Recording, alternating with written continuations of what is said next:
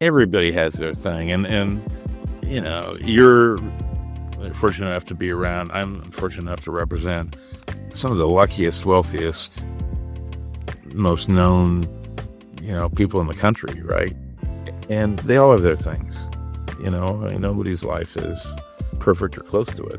Welcome to the Navigating Sports Business podcast, where we uncover insights from the most prominent leaders in our industry. Today, I'm happy to be joined by Dave Dunn, founder and CEO of Athletes First. Dave has signed the largest deal in NFL history 8 times. That is ridiculous. Congratulations. He has represented at various times the highest paid quarterback, running back, 13 different positions, to make this more succinct. You've worked with 17 Hall of Famers, 7 Super Bowl MVPs, 8 Heisman Trophy winners, and 8 Walter Payton Men of the Year, and I believe 7 first overall picks in the NFL. And I'm just talking players. So you know what that means, AJ? It means I'm old. You're old? Yeah, exactly. Yeah. Exactly. It's like I told one of my clients, they start calling you a legend. You're on the back they're line. trying to show you the door. Yeah. Well, and you'd have to be old and extremely lucky for all those things to be true. So let's be honest, Yeah, Dave. fair This is it's an unmatched resume. How did that? I mean, how does that even happen? How on earth? It's like you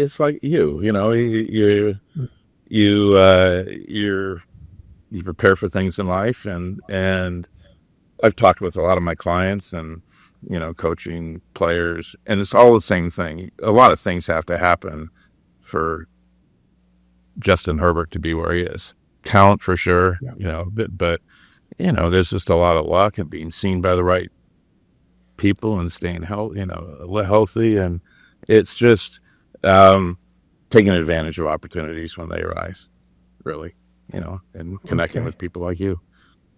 Oh, yes, you're being kind. Okay, so I know you'll be at least a little embarrassed from this, but I just can't help but bring it up.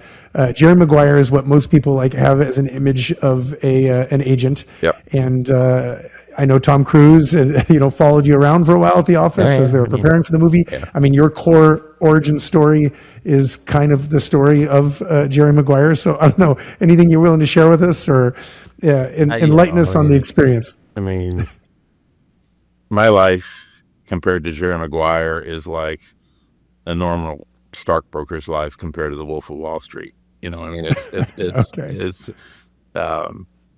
it's entertaining the way that they did it, but obviously, following me around, as I, solve goofy problems for my clients, wouldn't be the most exciting things to do.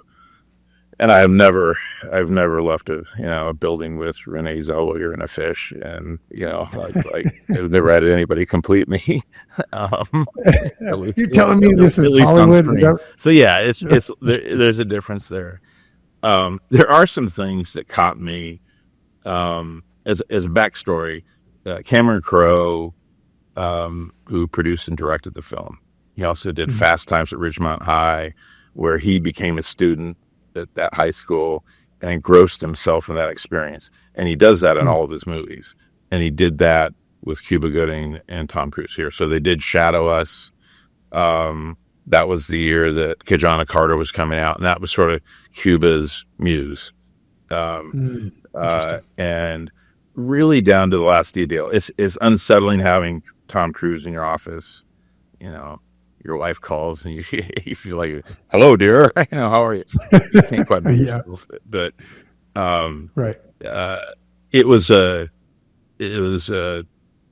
fun time. Some things that caught me that where he loses the number 1 pick on the eve of the draft. That's one of those shoot, that could happen. That's awful. I've gone into drafts since then. It's like you're not gonna do this, right? So there's some realities to it. It was a lot of fun. But it's a movie. Yeah, that's cool. That's very cool. Okay, insider tip tells me Ted had to buy you a briefcase because you were using a Ralph's shopping bag to carry your... Use a Ralph's shopping bag. To my discredit, Ted Roth he's a friend of ours, and Pat Kilkenny's, of course. Yeah. And I'm not known for my for being too formal. I have flip flops on here, and um, Me too. and I bring my dog to the office on most days. So that's if I'm going to work long hours, I'm going to be comfortable. And yeah, briefcases just aren't part of my repertoire. That's all right. I agree. I appreciate that. And you're living the California lifestyle, right? So do you really have to? Yeah, yeah, yeah. That's fair. Yeah, Well, I'm living the laid back, messed up lifestyle probably. I think most people would be pretty Yeah, jealous. It might look good on TV to wear a suit, but really every day yeah. jumping on planes. So you were business partners, and I'll move on from all your former business partners, but your business partner with Leigh Steinberg, he goes on to serve prison time for tax evasion. Jeff Morad, who goes on to own the San Diego Padres, become a team owner. You all have this sort of breakup, it's kind of reflected in the movie and what have you. Is there anything you can share with us when you reflect back on that? You start your business and you go on to have this. I mean, you're going to be embarrassed, but you've had a Hall of Fame athlete representation career. You're a super agent, right? No one has represented as many dollars as you have Okay, cut it out. in the NFL. So what? I mean, you got to. I mean, what were you the engine? What happened? Because everyone went on to have great success, even comeback stories. Yeah, I mean, as you know, you live life day to day, right? And Leigh and Jeff were great, and they gave me a chance in the early '90s to work with them. And as you alluded to, it was a dream job. You're going to football games for a living, and dealing with people that you really admire in the sport. So it was it was awfully hard at the end of at the end of a decade with Leigh to pick up and go. But what happened was Drew Bledsoe called me, and right after the 2000 season, and he asked me to come up and visit with him in Portland. I didn't really suspect anything. He and his wife sat me down in a bar and told me that if I didn't leave, that he would leave and others would too. Why were they going to do that? They were going to do that because for a few reasons. One was that we had just been bought in total by a Canadian insurance financial management group. Asante was the name. And they wanted us as part of the purchase to guide our athletes to their services. I didn't really feel great about that. I didn't know anything about them, so how can I guide people to them? And then there were just some internal things that made people uneasy.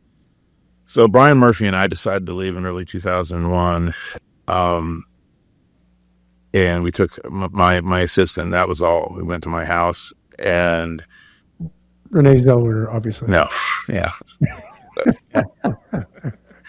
No fish, dogs. Yeah, dogs, no fish. Yeah. All right. Yeah.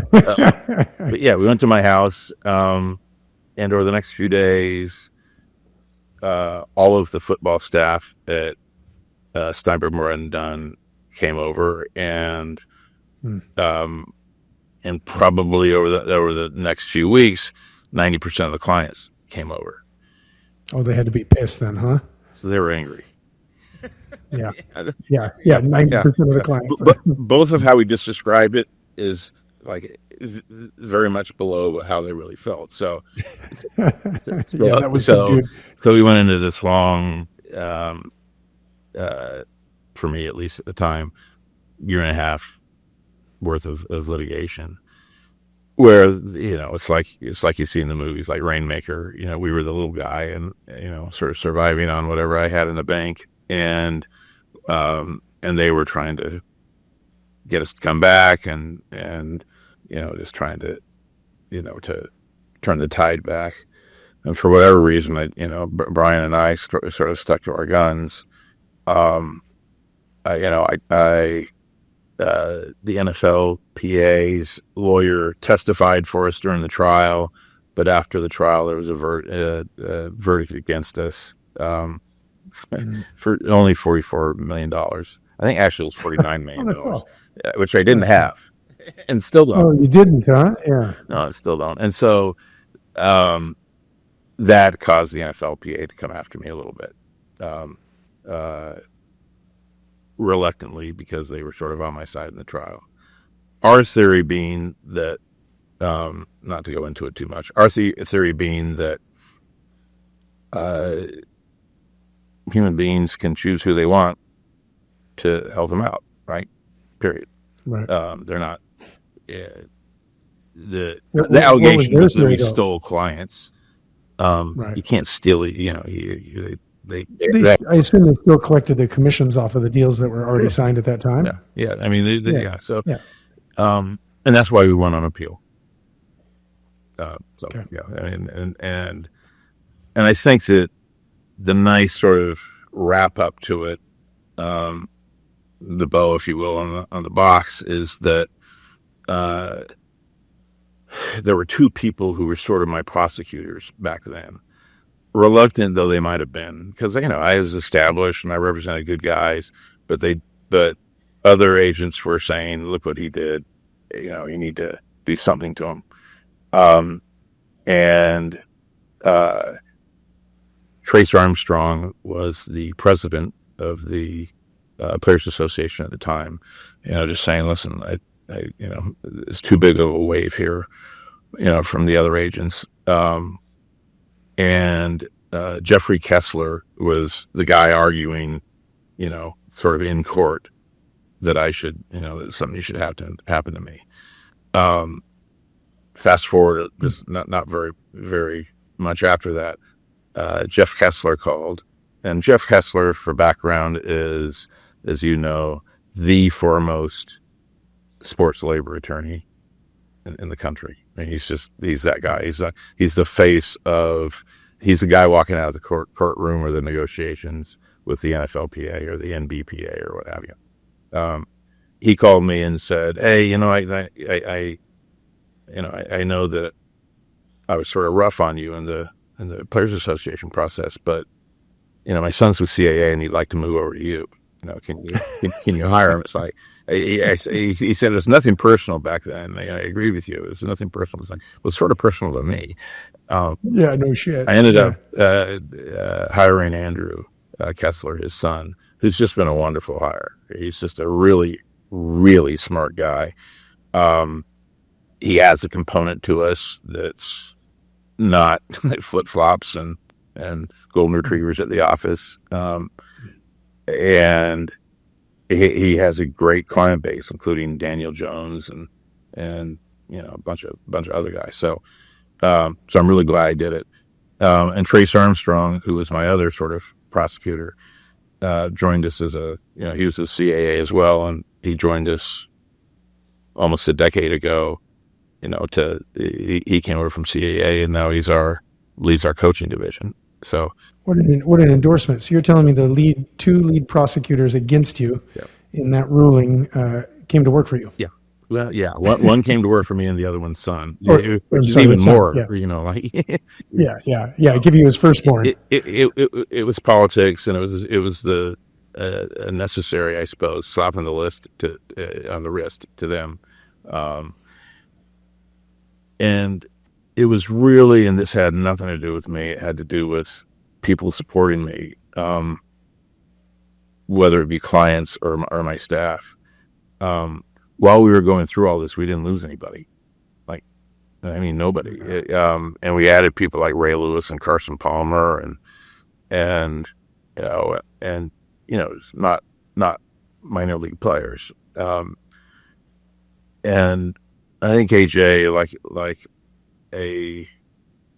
as I grow older, the things that my parents said, "Hey, what doesn't kill you makes you stronger."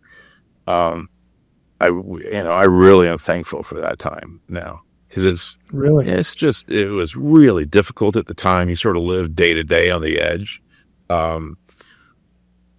because I was the source of economics for my staff. There was that pressure. It was just a weird time, and it makes you sort of appreciate what you have, for sure.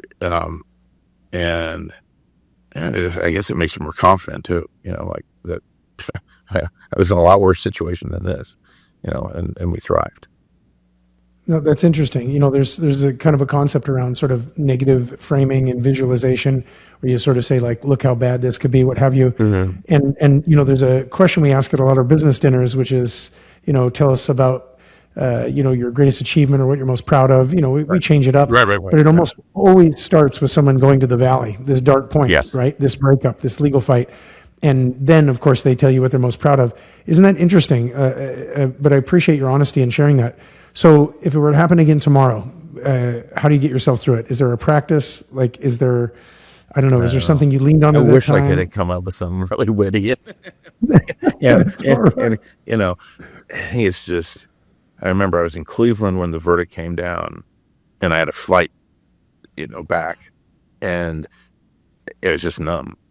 I remember just sort of being on the plane because, it's sort of $49 million is a lot of money. And I knew that it wasn't, I knew that it would drift away in some, by some mechanism, but it certainly wasn't an apex of my life or profession. And it's just, it's funny. I got back, my wife and I were like, oh, geez, like, what are we going to do? And I woke up the next day, went to work, and it kept going, like my clients were playing that weekend, and it's just the day-to-day thing. Just keep, one step in front of the other. I think it's my clients who deal with injuries all the time. It's the same thing. Micah Parsons is going to have that attitude, just going through this next year, so Mahomes, and they'll have it, and they're the best at what they do for a reason. But it's just that one day at a time. And I'm sure you've been through things like that too, where you just, if it's not life and death, you can deal with it. Go off that straight line so dramatically all the time. Yeah. Well, a best friend from college and I invested in a business, venture style, right? Which is always a bad idea. It's an economic category that like consistently does not work out. But and this one didn't as well. Just to make sure everybody knows, this was this was a failure. But he became really close with the founder. It was one of those food service businesses. Anyway, he gave him a really cool framed print that sort of said success, what people think, and it's this, up and to the right, to the northeast, sort of arrow. Right. And then this squiggly line with just a roller coaster ride and loop-de-loops and what have you. And he said, what it's really like. And I think about that all the time when someone shares a story like this, thinking, this is reality. I mean, there's no one who just follows a straight line. So, yeah. Everybody has their thing. And you're fortunate enough to be around. I'm fortunate enough to represent some of the luckiest, wealthiest, most known, people in the country, right? Mm-hmm. And they all have their things. Nobody's life is, is perfect or close to it. And you see it by all the mental health issues that you hear about out there. There are. Once you achieve that, Justin Herbert and I were talking about this once. Like, once you achieve like that thing, so he like gets his deal. Well, it's not like he rolls around in his money all the time. It's there. It's like he doesn't think about it at all, especially him. At all, he doesn't even spend it.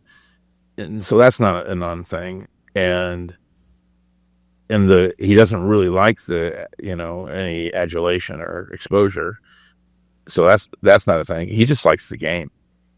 I mean, or he wouldn't have played it with a glove this year. So it's just interesting how there's a perception of like the baller's perception. Everybody's sort of hanging out and having fun, and life is great. Everybody's got a thing.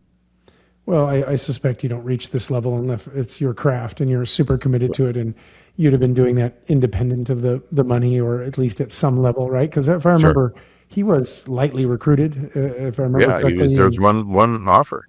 Yeah, local Eugene kid, right? Yeah, pretty crazy story. You must have other stories like that, other client stories of the recruitment, the process, the families. I mean, I'm looking through the list of names. It's disturbing here, the people that you work with. Anything you want to entertain us with, any of your favorites? That's the best part. I would have to say that is that, if you ask me what the best parts of what I do are, I would say one of them is the relationship part, where with players, and with NIL it's even earlier, but with players, you're getting them in, out of school. They're 20, 21-year-olds. Carson Palmer didn't know how to write a check. I probably didn't at that, stage either. It's just, he knows how to write one now. Right. Having just won the state championship at Santa Margarita, coaching his kids. But you get these guys young and they're a blank slate. And through going through the draft, through negotiations, through marriages, kids, divorces, deaths in the family, injuries, highs and lows, you get close to them. You get really, really close to them. And that's really rewarding to me. So that when I see, someone, Nick Foles, who goes back and forth and battles and battles and battles, and then he's at the top of this, on a podium holding up a trophy. It's like, okay, that's, he went through it all, but I watched it pretty closely, and it's just fun to go, from a human standpoint, to have that connection where, like, if Aaron or Justin or anybody like, that I work with is in that same position, I'll just be balling out. My kids are laughing. I was just going to say, I feel bad to keep calling back to Jerry Maguire, but I'm picturing this sort of, you've got to be kidding me. You lived it with him, and you're seeing this pinnacle moment in life, and you played before, so God, my kids make fun of me. Whenever like there's a sad movie on, they always look at me, and I'm always doing that. Saying, "Dad, I see you." You're crying. I can tell. Yeah. They will someday too. So that's I think good. the second That's thing cool. is that these guys make an inordinate amount of money, and they are stupidly recognized. Right? They throw a weird, like Drew Bledsoe. He was honored once in New England, and the governor was there, and Robert Kraft was there, and they all said, "Oh, he's the best guy ever," and they all gave speeches. And Drew got up there, and he said, "You know what I do for a living? I throw a weirdly shaped thing made out of an animal's fur a little bit straighter, a little bit further than the next guy. Is that socially beneficial in and of itself? Not at all." It's just a weird trait that this society values for some reason. And his point was, don't honor me. I make a bunch of money and I have an obligation to give back. And so it's really cool seeing the difference that, the guys make. Work done of mine, no relation. Was giving away 10, 15 houses a year for 20 some years, and being there when people are given the keys to a house, I'm going to start crying, it's pretty special, and at the end of the day, I remember I went to an appearance with Steve Young where he thought it was going to be for, I think, Standard Oil, and it ended up being all the scholarship recipients. I think there were like 400 of them. They all came up to him with flowers and they hugged him, and he was crying and I was crying, of course. And it's like, that's a lot. He said on the drive back, he said, that's a lot more important than the extra $1 million you got me for this. This is like real stuff, in life. So, the amount of good they can do in the world is pretty cool. Yeah, I agree with that. I'm often critical of athletes and sports teams, believing, what you said is like, how, what is this esoteric skill, and everyone's paying attention, and what an unbelievable stage and opportunity you have to make a difference in the world, and how influential you are. Everyone's watching, and well, I'm glad to hear that. out of some of your guys. Really, that's really cool. That's really Well, cool. and it helps you, the more you do, and I realized this sort of as it went along, the more you do during your career in your community, the more they like you and the easier the transition is afterwards. From a business standpoint and human standpoint, it is like you more. So Drew doing all the right things. John Lynch is a perfect example. He's just always, John Lynch is the guy that's doing the right thing. It's him. And that just in there. Yeah. He's still a GM, right? Or is he president and GM? Yeah. That inured to his benefit. He was the first guy that Fox called for that. And he's doing fantastically well, where he is. So he's that. It's really neat to see guys, sort of embrace their futures afterwards. Steve Young makes more money now than he ever made playing through his businesses. So, pretty crazy, right? Yeah. Did he ever look at the current pay structure on the television they all and do. say, "Damn." Yeah. All the old guys, I would, and then, and as I tell the new guys, you're going to be doing that in 10 years to somebody else. Someone's going to be making $100 million a year. You're going to, it is crazy how much money it is. Yeah. So it's hard to conceptualize after you do some of these deals. Justin Herbert's just $300 and some million. I mean, that's they always say, well, that's, institutional or whatever, or generational. It's more than generational. I mean, it's a lot of generations, but it's generational. It's just a really, it's such an odd thing that these guys get paid so much money for doing this. Yeah. I'm really glad that you get a percent of it. So are my kids. It's a very small percentage. Yeah, exactly. No, it is pretty ridiculous. It tells you what we value and where we spend our time. But that's why I think it's such a great stage, such a great megaphone. No. I mean, yeah. And there are benefits. I really believe strongly in the community and the bonding and, the almost, nationalism that's in fandom that, bonds communities, cities, et cetera, states.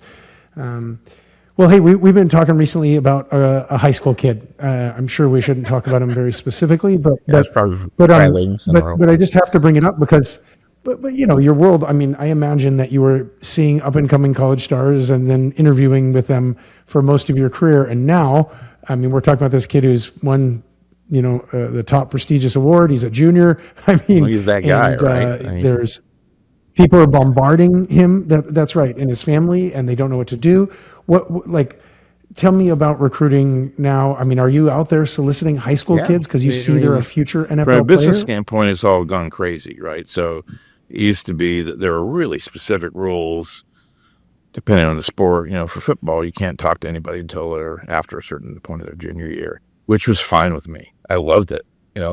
I talked with Carson Palmer right after he won the Heisman Trophy and Justin Herbert right after he won the Rose Bowl, signed him, and had wonderful relationships with him. And so it's not like I needed to be there for all that time.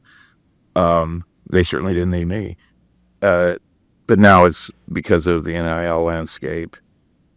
Pretty soon I'm going to be going to maternity wards and, saying, that guy looks big. look at his hands, his hands. Yeah. Because it's getting crazy. It's a weird dynamic because, one thing that I like about representing coaches is that the substance of what I talk about is more my age. I'm not talking about rims on Escalades with Dana Altman of Oregon, right? Right. So it's just, it's just my age, their age, et cetera. It's natural. With the NIL thing, you're going way, much deeper. And so there needs to be, there are a bunch of dynamics. I mean, you need to have a younger person, that is the connector, the grinder. You need to have a bunch of people in the office making cold calls, for NIL deals and that type of thing. So the staffing becomes different. And now, because the economics are so significant, there are guys that glom on to these young guys, like our guy that we've been talking about, who are just sort of there, and they and they want a piece. And so there are layers to that. There's the family is, they're generally more involved for a high school player than they are for a college player. College players are they have a little bit more wherewithal. It's a different dynamic for sure. And it's not going to go the other way. I mean, it's just going to get, younger and younger. The guy that we're talking about, it'll be his freshman year, and if he's to spot. And in basketball, it's even worse because they are easy to spot. If guys with 11, right. at 13, then they're probably, so it's, and I don't know, like, it's good and bad. Economically, it's great. And that can't be diminished. Like, you can criticize it all you want, but for these young men and their families, it's making a big difference. And it's coming from corporations and schools and entities that have it, to these kids who are, after all, the product. So it makes sense. It's also weird. It's just a weird thing. Yeah. I mean, would you prefer there to be a union, collective bargaining, and rules around all this so that there was a certain window before, I don't know, you know what I'm saying? Like, I know the percentages are much higher in some of these NIL deals and some of these kids and stuff like that, because it's wild, wild west. But I'm thinking your old life was pretty nice. You meet the kid at the summit of their college experience. They're at the Rose Bowl. You don't have to live through there. Some of these guys are not going to make it, right? And so you have to exactly. We'll sign a guy as a high school player, and through bad luck or injury or bad performance, they don't make it, and they're still ours, right? So, and you've had to carry them, through that time from a business standpoint. I love the more rules, the better for me, selfishly, in our firm, selfishly, because we're bigger, and we're like the big ship in the ocean. So we'll get more NIL. And this sounds bad, but it's reality, because, CAA and us and other, larger entities will by just the nature of things attract people. We're safer, right? Than, Joe Blow down the street. And usually rules will will protect us even more. And as you sort of alluded to, reduce the necessary work, because now we do have to get in and compete for guys like the one we've been discussing. And not just compete, but rogue actors, right? You know what I mean? And all these intermediaries and stuff. Yeah. Right. All right. I've got some rapid fire questions to wrap things up with you, but is any question for me? Anything I can do for you here? No, that was fun when we were in Las Vegas. I really enjoy the way you do business, and your company is fantastic. Like, not just you. Oh, thank you. No, I'm serious. It was a kick. Yeah. We had one of those dinners where I have to pinch myself sometimes. The kind of people Me too. dozen of us sitting around that table.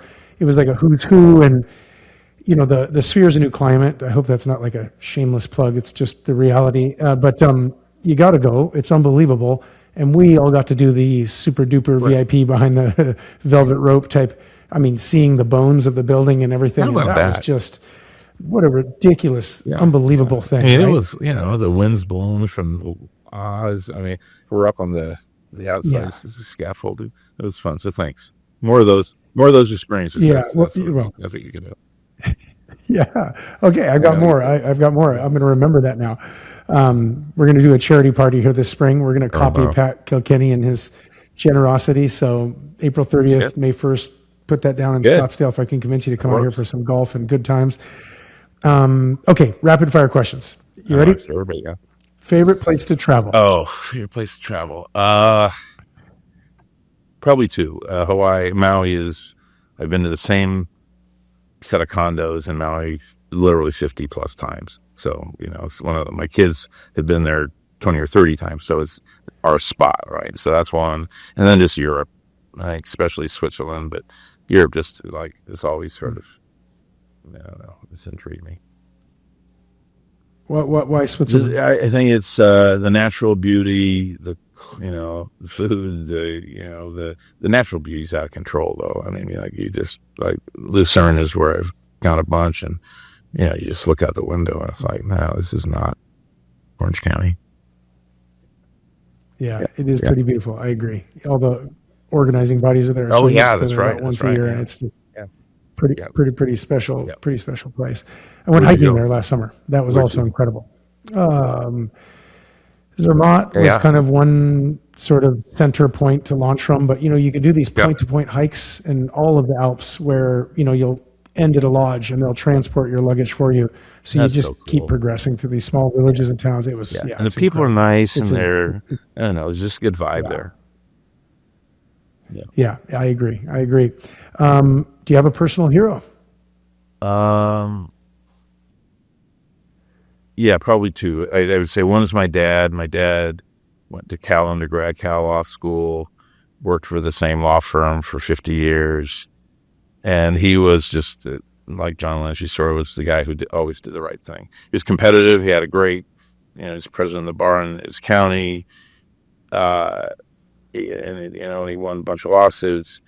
But he also, I think the biggest thing he taught me was to prioritize family always, so like he coached my teams. And so like I carried that from him in a profession that doesn't lend itself to that easily. I've enjoyed that. I think the other one, I represented John Wooden for the last 10, 15 years of his life. John Wooden, I'm sorry. Wooden basketball. Oh, really? You're kidding. Through a connection through somebody in my office who was. And your alma mater. He was Oh my one of the God, reasons that I had went be to incredible. UCLA, like subconsciously at least. I mean, they were winning everything then, and just he's like the Dalai Lama or something. I mean, like you find yourself. We would meet quarterly with his son and daughter.